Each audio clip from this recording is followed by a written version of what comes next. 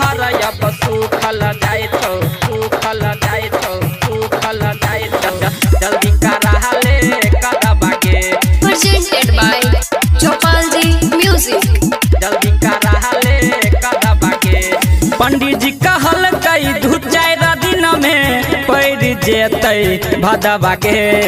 जल्दी करा ले कदबा के हे के पंडित जी कहल कई दू चार दिन में पैर जेतै भदबा के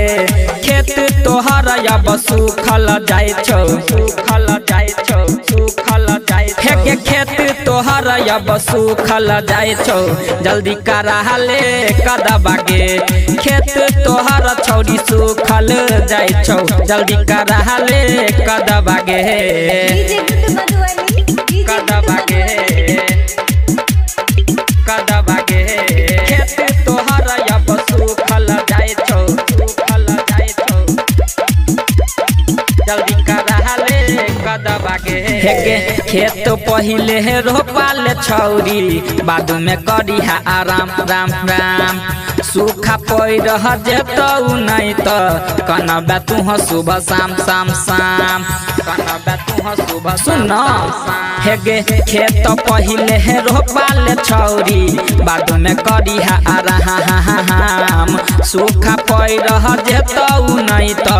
कनबे तू सुबह शाम हेगे ट्रैक्टर के रास्ता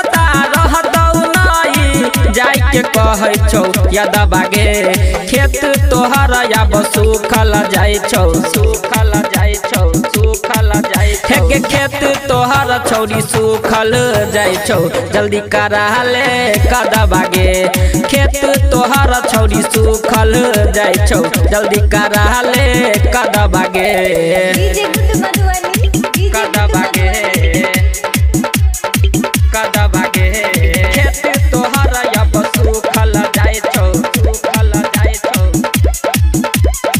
जल्दी करा ले कदबा के हेगे बात तू मन बैग छौरी नहीं तो खूबे पचते बैगे बाद में तू ट्रैक्टर वाला के तेल खूबे लगे बैगे तेल खूबे लगे बैगे बात तू मन बयान छौरी सुन ले खूबे पचते बैगे बाद में तू ट्रैक्टर वाला के खूबे तेल लगे बैगे हेगे अजय अकेला और उमेश उजाला कह छौ छौरा मधबा गे खेत तोहर अब सुखल जाय छौ सुखल जाय छौ सुखल जाय छौ हेगे खेत तोहर छौरी सुखल जाय छौ जल्दी करा ले कदबा गे खेत तोहर अब सुखल जाय छौ जल्दी करा ले कदबा गे पंडित जी कहल कई दू चार दिन में पैर जेतै भदबा गे खेत तोहर अब सुखल जाय छौ सुखल जाय छौ सुखल जाय छौ हेगे खेत तोहर अब सुखल जाय छौ जल्दी करा ले कदबा गे खेत तोहर छौरी सुखल जाय छौ जल्दी करा ले कदबा गे जल्दी करा ले कदबा गे करा लेना।